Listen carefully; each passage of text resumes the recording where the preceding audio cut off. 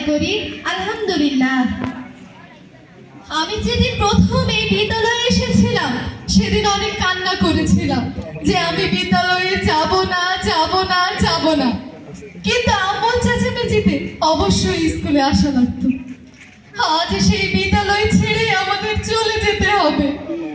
অত্যন্ত দুঃখ ও ভারাক্রান্ত মন নিয়ে বলতে হচ্ছে আজকে আমাদের বিদায় অনুষ্ঠান।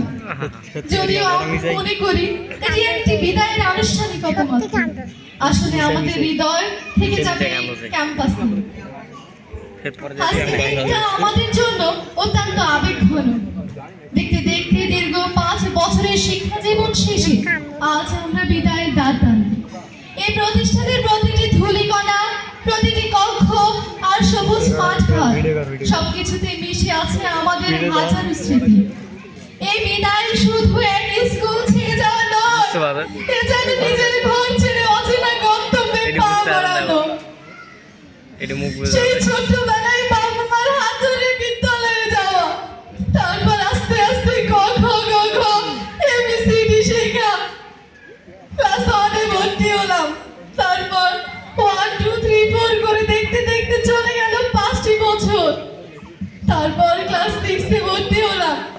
ধীরে ধীরে তৈরি হলো নতুন কিছু বন্ধু, শিক্ষকদের সাথে ভালো সম্পর্ক, নতুন স্কুল, নতুন বন্ধু, বেশ ভালোই কাটছিল। এমনই করতে করতে চলে গেল 5টি বছর, কিন্তু বাস্তব কথা লেখা যায় এই 5টি বছর আগামীকাল থেকে স্মৃতির পাতায় পড়ে থাকবে। স্কুল জীবন, a special part of life, school life. School life মানে স্পেশাল কিছু ফ্রেন্ড, পরিবারের বাইরে আরেকটি পরিবার, অসংখ্য স্মৃতির গল্প। স্কুল লাইফ মানে স্কুলে গেলে স্যারের বকুনি। স্কুল লাইফ মানে পড়া না হলে অসুস্থতার অজুহাতে কমন রুমে বসে থাকা।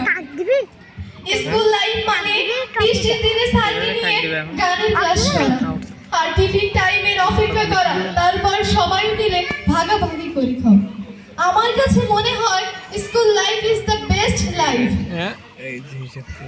বিদায়ের কথা শুনলেই যেন বুকের মধ্যে কষ্টের পাহাড় জমাট বাঁধে, বুকের মধ্যে অসম্ভব দুঃখের চিত্র যেন ঘুরে ঘুরে কাচ্ছে, বুকের মধ্যে যেন হারিয়ে ফেলার ভাবনায় হারিয়ে যাচ্ছে অতুলে।